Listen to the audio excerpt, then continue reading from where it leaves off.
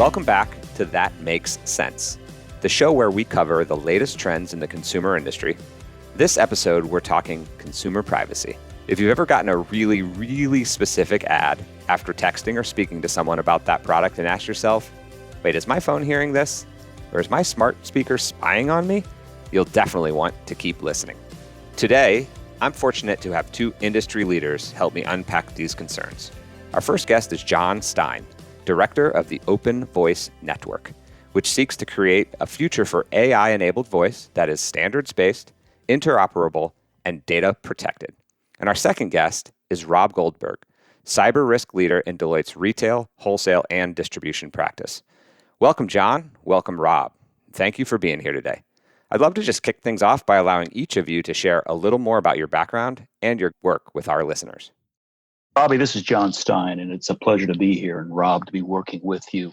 The background, 15 years in the retail industry, followed by another 20 years in the technology industry, Intel and Cisco specifically, and then Open Voice. In 2016, conversation with colleagues at MIT and in the consulting business, and we talked about what is going to most reshape consumer behavior, what's going to most reshape the industry over the next many years. And we looked at each other and said, my gosh, this conversational artificial intelligence, this whole technology of voice could be truly a game-changing technology coming to all consumer-facing industries. And so from that led conversations, which is now leading to the launch of the Open Voice Network.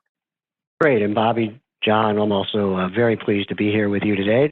So I've spent my 25-year career helping companies manage risk around IT, cybersecurity, privacy. And I also spent several years as the head of technology and e-commerce audit for a very well-known global retailer. At Deloitte, I'm helping consumer-based companies tackle these issues in a world that continues to change as we become more digital, more automated, and very, very reliant on technology and data. And so I spend most of my time, working with our clients to help them frame up in business terms how they need to think about operating now and in the future to best position themselves to build the kind of trust that's required for them to succeed. Thank you both. Let's jump right in. So I'd like to really start by setting the scene a bit. I think as consumers, we feel like we're hearing about companies experiencing data breaches and about compromised personal info, frankly, every day. But the actual stat is really astounding. In fact, 1 in every 3 U.S. consumers has been exposed to some type of data breach. I'm quoting a recent report you authored, Rob. So really, what I'd like to do is look to you to just give a little more information around this stat and what's going on with privacy in the consumer and retail space. I think the first and foremost, what's led to this really rapid increase in exposure has been around kind of digitization of business. We're no longer operating in a world where when you go shop at a store, all of the records associated with that transaction and your interaction with that store are sitting on either a piece of paper or some type of manually recorded device. It's all digital. And when you couple that with the changes in the technology landscape, specifically around things like cloud, you're talking about a large expansion of both the collection, use, generation, sharing, and operational movement of data for businesses to run and to compete in kind of this new era. And so as a result, what we've seen is that, just in the past few years alone, an exponential increase from retailers in particular recognizing the value of the data that they hold, even when it's just operational data. All of this creates value for them to be able to figure out, how do I get closer to that customer? How do I create competitive advantage by building a stickiness with that consumer, with that customer, so that they develop brand loyalty to me? And so the mere volume of this data that's being collected and used has increased, let's call it the attack space, for those looking to monetize or gain some value by compromising it. So this is really kind of the backdrop of recognizing that data fundamentally now is almost equivalent to cash. It has monetary value that can be monetized by bad actors. That's where their focus is, and therefore they focus on retail because retail is generating a whole lot of data. I think you made a very important point about the shift in attitude. Far too long, retailers may have looked at data security as this kind of necessary evil, this cost that had to be dealt with in kind of a compliant way. But now seeing data security and data use as an extremely important differentiating point of strategy and competitive advantage. Yeah, absolutely right, John. And I think what's driving a lot of this is the fact that we now have tools and capabilities that are affordable for retailers to leverage that we didn't have even 10 years ago. Think about the ability to, for example, recognize someone when they walk into your store by using facial recognition, or be able to tell who's actually on your website simply by the way what they click on and what they look at without even being logged in. And so you see much more activity around very personalized marketing, using tools like location tracking, visual search, and even, as I know we'll talk about a bit, voice capture, and leveraging the voice, really satisfying the needs of the customer as well as the needs of the retailer. So all of these things have kind of changed the game in terms of how retailers operate, and therefore what they're collecting and what they're using, which opens up risk when we talk about privacy. And Rob, I think you also make another great point here and ought to be emphasized that the whole issue of risk and security to a degree becomes expanded. There is the risk of a data breach, for instance, but there are also, and especially with CCPA, GDPR, all the changes in legislation and regulation, issues of data usage also become part of that security question, perhaps. And it really seems to be a new era of data security for retailers. So, John, every one of my clients in the last year or so has really asked me about CCPA, what it means, even those that don't have any sort of operations in California. And really, it's a big question that's out there. It's sort of one of those things that has been looming and now it's here. So now that it's here, what are the things that we need to worry about now? And what are the things that are more wait and see? I'd love to hear both of your perspectives on that. I think, first of all, companies obviously need to be in a position to be able to respond to requests from consumers about what data they hold and be able to satisfy requests regarding the deletion of their data if upon a verified request. The biggest challenge is knowing where that customer data is, where it's going, how well it's protected.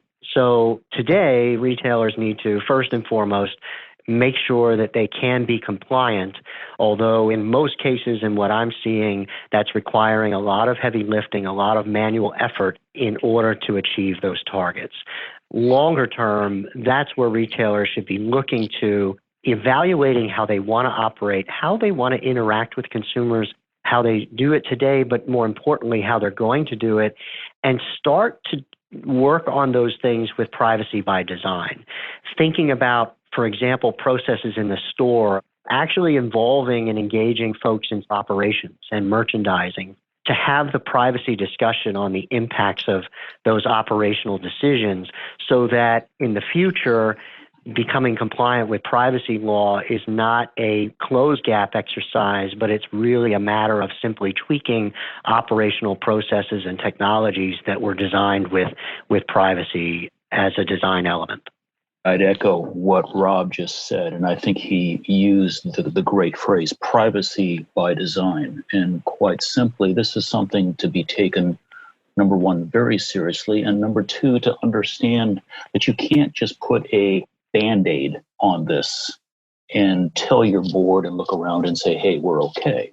And if I can refer back to kind of the study, the survey that we did of over 200 retail executives, one of the things we saw coming out of that study was that there's a definite bifurcation in terms of organizations' approach to privacy. We've kind of grouped them into a couple of different groups. One being leaders. So to your point, John, the leaders are the ones who really are thinking about privacy as a strategic element of discussions happening in marketing, happening in merchandising, in store operations, in e-commerce, digital, mobile, et cetera, as opposed to what we've called the laggards are ones who are largely focused on having that discussion with the general counsel and with legal to say, how do we make sure that we can show a regulator that we're compliant? There's a wide range of organizations that fall in the middle, which are the ones that we're calling adopters. Those are ones that, might have a cross-functional team that discusses privacy, but it's not yet at the strategic end of how that retailer operates or how they will operate. And so that's where we see kind of the natural progression that needs to occur. Retailers like to talk about personalization in terms of, being able to satisfy, me as a shopper, that I'm going to get the type of curated experience that's tailored to my preferences, my color preferences, size preferences, et cetera. But what we also have to remember is there's also attitudes to how I like to be interacted with, and whether something you do might cross that imaginary or invisible line of the creep factor with, something you might do with my data. And so if organizations, if these retailers are truly thinking about privacy as a strategic element of their business, they're going to be able to really personalize that experience so that they never cross that line. When you boil down the term personalization in retail, at the core of that is less about massaging a specific message to a consumer. It's about trust. I trust you, the brand, that you will use my data in a way that benefits me, that respects me, that recognizes me, that rewards me. And so that trust is that red hot gravitational core that makes personalization work and makes the relationship between brand and consumer valuable. It's a great point, Rob. I love what you just said, because I don't think we talk enough about trust in the industry. We know how hard it is to build, and we know how quickly we can lose it. I haven't seen a lot of discussion of tying trust to the privacy topic, to be very frank. And I think that that's something that, resonates from a business point of view. So if you can have a trust discussion instead of a privacy discussion, I think the points you just made, John, can help retailers shift that conversation to a more business and strategic oriented one, and kind of stay away from that, trap of being a laggard where you're primarily talking about privacy as a legal issue. Guys, I think it's fascinating, the sort of symbiotic relationship that has to be created between the data sharer and the data, the holder and the user of the data is really important. There can be great value to both sides of that if it's done in a effective, and I like the word trust versus private or safe or any of those things, because it really is a trusted sharing of that responsibility to make it easier, faster, whatever for the consumer, and more profitable and driving growth and business value for the company itself. But as we switch gears a bit and thinking about the specific kind of data that will fall under CCPA as it continues to roll out, not just in California, but likely other places here in the US, I really think that probably most consumers and people, retail executives, know a lot about today's data, basic profile and preferences, purchase history, browsing history, location tracking, etc. But I would venture to think that fewer people directly associate voice and consumer privacy. So John, would love for you to tell us a little bit more about voice technology. And let's start first with some of the cool things it can do and how it's evolving. And we'll talk about the scary parts later, but let's start with cool stuff first. Well, and Bobby, voice, just by its very nature, is the easiest, simplest, most convenient way to communicate with the internet, with a brand, with the smart home environment or the smart environments. Some people call it the zero interface. We're born. We're not typing or tapping or swiping. We're talking. And it is a rapidly growing area of availability and adoption. People are using voice in so many different ways. There was a study recently from VoiceBot, 2019 data, that some 25% of all smart speaker users are using it to research products.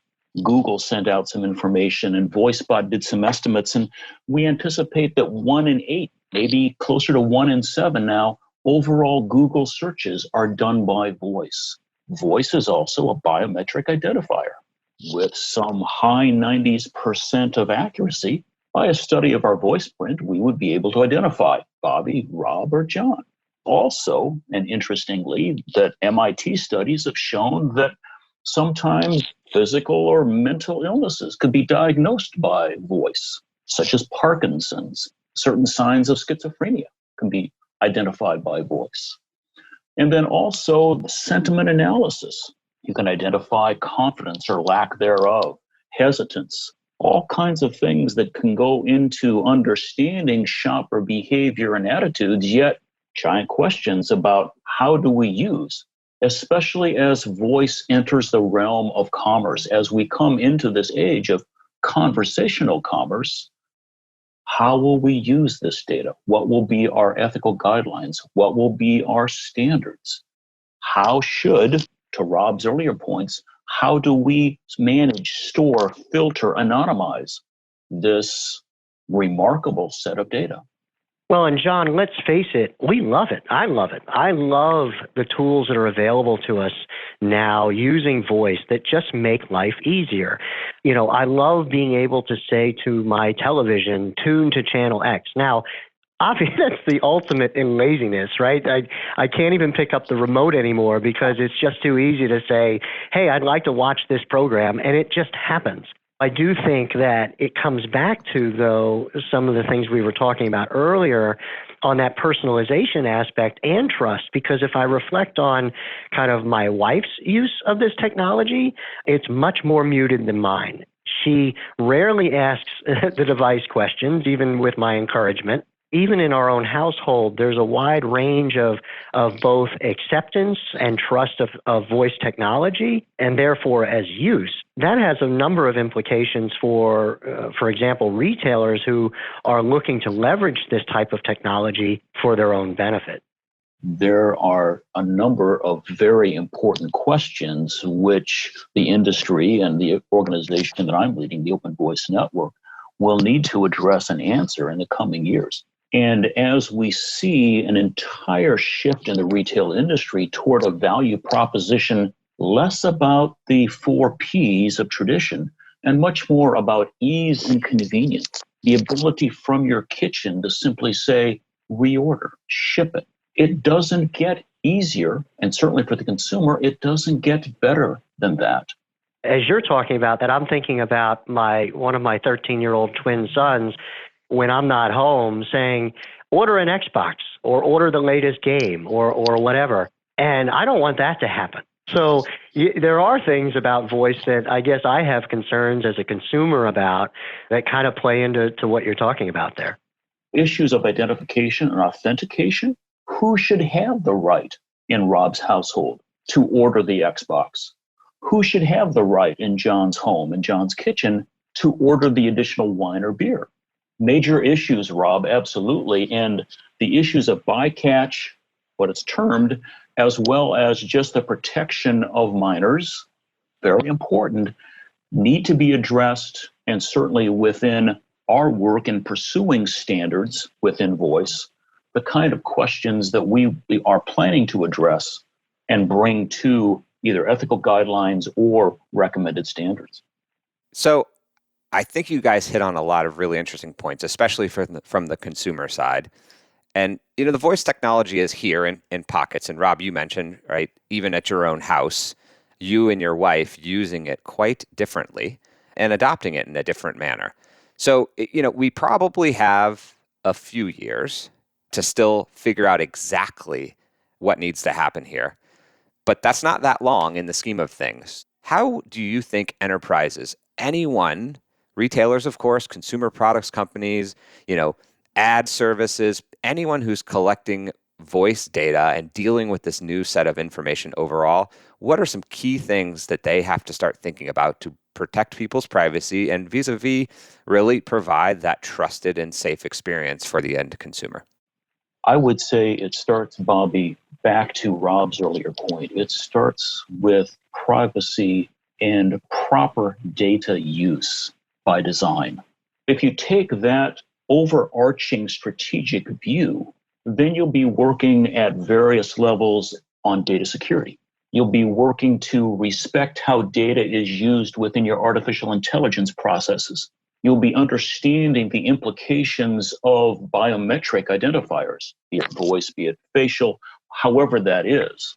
And so working at multiple levels, but all around the core of the dignity of data, the respect for data, and privacy and security by design, that will take you in the right direction. Now, that's a very broad statement, but I think an overarching broad approach will be necessary. Rob, your thoughts? Yeah, John, I completely agree with that. I think that organizations retailers don't necessarily have to do anything fundamentally different than what they should already be doing, to be very frank. I mean, at the end of the day, voice, in terms of how it's used and how it's going to be used by retailers, it starts with an analog signal. It's sound. But that gets converted at some point through, some type of a receiver, microphone, or otherwise to digital data. So in terms of thinking about voice as data and expanding perhaps their thoughts around how that data could be used, monetized, or leveraged in some way, that's where retailers need to focus. Because as John pointed out earlier, you have situations where you can learn a lot about a person just by listening to their voice, not even necessarily listening to the words they're using. So there's value in let's call it voice metadata. And John, I don't know if that's the right term, but it's what you can infer from the actual sound of a person's voice that also contains rich data as a very valuable and potentially dangerous asset if it's misused, if it's lost or stolen, or if it's held on for too long. I've seen a lot of organizations through this whole California Privacy Act exercise struggling with the data retention challenges because they just haven't thought about it before. How long should we keep calls to the call center, those voice recordings? How long should we keep this information about a customer who has not interacted with us since 5 years ago? These are all fundamental issues and questions that need to be answered now about a new type of data that, while it is data, also is different than traditional data that's computer generated. Why do you think we need to care about having standards around this? And what it would be your interpretation of what some of the standards around voice might really be? Bobby, I think there's several areas in which that the voice environment is crying out for standards. And I might suggest that voice is kind of in the same place that the internet was a number of years ago, back in the Explorer and Netscape days, and that wild, wild west of proprietary walled gardens, and before the internet truly became interoperable. And I think there are 4 to 5 areas in which the Open Voice Network and our sponsoring and member companies are pushing. And one would be just having a destination registry, a DNS for voice. Another, and something that we've talked about here, is guidelines and standards on identification and authentication, protecting children, assuring parents. Other things such as just the commands and making it easy for developers and enterprises if we had a standard set of commands for transactions, for instance, and then issues of data privacy and guidelines on data use. And then certainly the issue of interoperability across platforms. Rob, to you. Yeah, Bobby, I think what's happened so far, particularly around voice and really around technology in a lot of ways, is a few big companies have created an opportunity for us to see what's possible. But most of those opportunities are proprietary. And they're enclosed systems, which means that if you want to play by their rules, that's how you get to play. And of course, that can limit opportunities for growth On the standard side, I think, it's easy to complain, but we also have to be honest about how we got there. And the fact of the matter is that in particular in the U.S., we, and this is a very general statement, but we've been fairly cavalier about privacy, whereas, other countries, other markets have always kind of had privacy as a top of mind issue. So I think there's, both a need for, on the standards for voice, for example, opening up so that more of industry can benefit and we're not locked into one or two proprietary ways of leveraging voice. And then on the regulatory side, we need to engage with legislators actively and proactively and with consumers to really understand what's important to them. Again, back to personalization, so that we don't have future regulation pushed down on us because of a failure for us to self-regulate. Let me echo that. It's a truism that standards will emerge regardless of what we do. Now, those standards, if we do nothing as an enterprise community, those standards could be imposed from above through government regulation. Or if we do very little, those standards can be imposed by major proprietary players. What we're suggesting here through the work of the Open Voice Network is the enterprise community coming together to propose standards and ethical guidelines, usage guidelines, that will work for the many. So one fun question. We talked a lot today about the risks of tech-enabled retail, but there's obviously a lot of value to it. And so if I asked you to take a step back and just imagine what would be the coolest or most amazing thing that a retailer or consumer products company could do to make your life easier and better as a consumer, what comes to mind?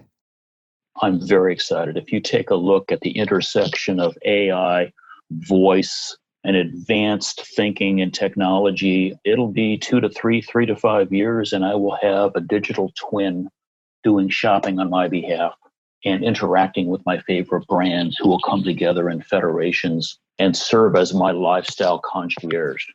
From travel to groceries to pharma to this to that, the potential for a future of true ease, convenience, and value on both sides. Me and my digital twin working with brands that I trust. I travel a lot for work. I'm away from home. Today, I'm up in the Northeast. My wife and I were talking this morning, and she says, "Hey, do we have any coffee?" And I said, "Well, what do you mean? I just left yesterday and there was coffee in the machine." And she said, "Well, it's empty." And I said, "Well, I usually keep an emergency stash in the freezer. Check there. Did you check there?" She said, "Yeah, I did. I don't see any." So if I just use that very simple kind of real life, everyday example of, we ran out of something, I am excited in a future where either during that conversation, if my privacy preferences allow it, the retailer can pick up that I need coffee and they already know what type of coffee I like, that it's organic, it's whole bean, it's espresso roast, and that within an hour it's at my house.